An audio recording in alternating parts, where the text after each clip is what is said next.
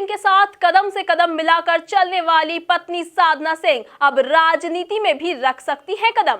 नमस्कार, आप देख रहे हैं एमपी न्यूज। आपके साथ मैं हूं नम्रता बुंदेला। एमपी न्यूज के खास कार्यक्रम में आपका स्वागत है।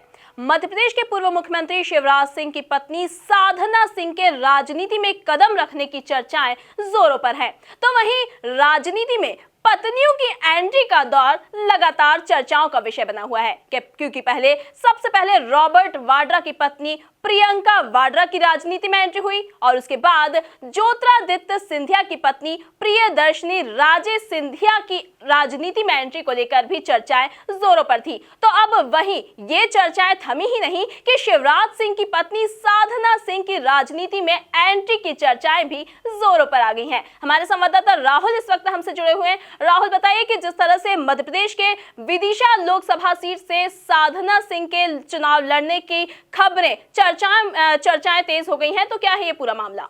जी बिल्कुल नम्रता, आपने बिल्कुल सही कहा बातों ही बातों में कि जिस प्रकार से लोकसभा चुनाव के पहले तक जिस तरह से पत्नियों की एंट्रियों का दौर जारी है, तो उसी कड़ी में शिवराज सिंह चौहान के साथ साये की तरह चलने वाली उनकी पत्नी साधना सिंह की चुनावी आगाज कर सकती है, या यूं कहें कि सियासी पारी की एंट्री कर सकती है। इस तरह की खबरें अब तेज हो गई है। बताना चाहूंगा, जिस प्रकार आपने बताया, बिल्कुल सही कहा कि विदिशा एक ऐसी सीट है जहां से भारतीय जनता पार्टी परंपरागत तौर पर जीतते आई है और कहा जाता है इस सीट के बारे में कि ये भारतीय जनता पार्टी की ऐसी सीट है जहां से ये जो सीट है, यहां से बड़े नेताओं ने हमेशा अपने नेताओं या छोटे नेताओं को ये जो सीट है वो गिफ्ट की है। बात करते हैं हम पुरानी, तो पूर्व प्रधानमंत्री अटल बिहारी वाजपेयी खुद विदिशा से चुनाव लड़ चुके हैं, जिसके बाद अगर हम बात करें तो शिवराज सिंह चौहान इसी सीट से सांसद रहे, जिसके बाद अगर अभी हम बात करें तो साधना सिंह के नाम पर कहीं ना कहीं चर्चा चल रही है। तो जो बड़ी शख्सियतें रहती है कहीं ना कहीं, जो विदिशा सीट है क्योंकि सेफ सीट मानी जाती है और भारतीय जनता पार्टी का गढ़ मानी जाती है, ऐसे में लोकसभा चुनाव से सियासी एंट्री शुरू हो सकती है साधना सिंह की। यह बड़ी खबर आ रही है। मैं आपको बताना चाहूंगा नम्रता, ऐसा क्यों हो रहा है कि उसके पीछे का एक बड़ा कारण है कि यदि बात करें हम वहां से सीट से लड़ने वाली विदेश मंत्री सुषमा स्वराज की, तो इंदौर में एक प्रेस कॉन्फ्रेंस के दौरान उन्होंने कहा था कि खराब स्वास्थ्य के चलते वो अगला चुनाव नहीं लड़ेगी, तो कुल मिलाकर वो सीट खाली हो रही है। बात करें अगर शिवराज सिंह चौहान की, तो शिवराज सिंह चौहान को भारतीय जनता पार्टी का आलाकमान चाहेगा कि वो जगह जगह से जनसभा को संबोधित करें। जिस प्रकार से वो अपने भाषणों के दौरान कांग्रेस पर निशाना साधते हैं और जिस प्रकार से हिंदी काउबेल्ट्स में कहीं ना कहीं उनकी डिमांड है, वो एक स्टार प्रचारक है, तो ऐसे में भारतीय जनता पार्टी सूझबूझ भरा निर्णय लेते हुए उनकी पंत्री की सियासी एंट्री करवा सकती है। इस तरह के कयास लगाए जा रहे हैं।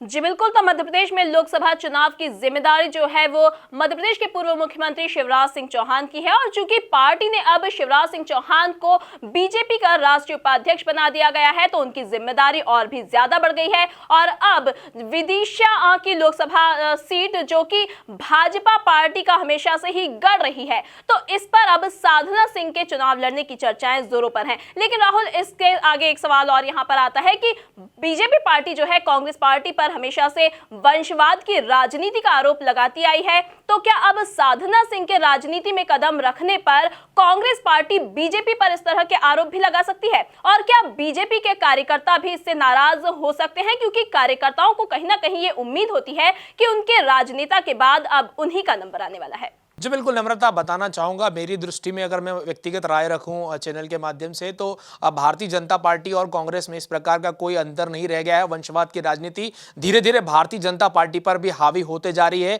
अगर हम लोकसभा विधानसभा चुनाव की बात करें तो कई नेता पुत्रों की एंट्री हुई, तो कई बहुओं की एंट्री हुई है, तो कई परिवार के सदस्यों की एंट्री हुई। तो ऐसे में इस तरह के जो आरोप प्रत्यारोप है वो राजनीति में आए दिन लगते आ रहे हैं। लेकिन वर्तमान में जिस प्रकार से मिशन 2019 का जिस तरह से दोनों ही पार्टियां शंखनाद कर रही है और कहीं ना कहीं एक युद्ध की स्थिति निर्मित हो रही है, तो दोनों ही पार्टियां इन सारी चीजों को दरकिनार करते हुए जीतने वाले कैंडिडेट पर मुहर लगाते हुए नजर आएगी। मैं आपको इसके साथ ही बताना चाहता हूं कि साधना सिंह को राजनीति की जो ककहरा है या यूं कहे कि एबीसीडी है, वो बहुत पहले से जानती है और राजनीति में ये सबसे बड़ी बात होती है कि अनुभव और जनसंपर्क, जो कि इस मामले में साधना सिंह अव्वल दर्जे पर आती है। जिस प्रकार शिवराज सिंह चौहान के मुख्यमंत्री रहते हुए जगह जगह उन्होंने जन आशीर्वाद यात्रा से लेकर तमाम उन सारी यात्राओं में एक यूं कहें कि अर्धांगिनी बन के शिवराज सिंह चौहान को फॉलो किया है। तो कहीं कुल मिलाकर उन्हें उनके पास में राजनीतिक सूझबूझ है और भारतीय जनता पार्टी इन सारी तमाम जो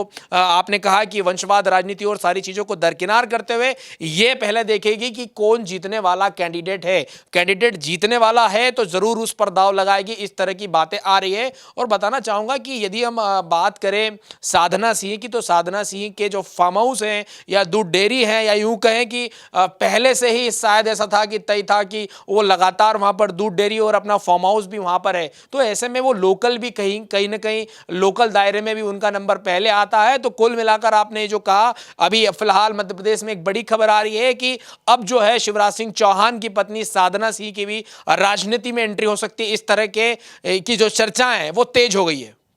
जी बिल्कुल, तो महिलाएं किसी से कम नहीं, हर क्षेत्र में वो पुरुषों से कदम मिलाकर चलती हैं। और अब यही बात राजनीति के गलियारों में देखने को मिल रही है, क्योंकि अब राजनीति के गलियारों में पत्नियों की एंट्री का दौर लगातार जारी हो चुका है। अब देखने वाली बात होगी कि राजनीति की दुनिया में कदम रखने वाली ये पत्नियां जीत का परचम किस तरह से लहरा पाती हैं। ताजा तरीन खबरों के लिए आप बने रहिए हमारे साथ, देखते रहिए एमपी न्यूज। नमस्कार।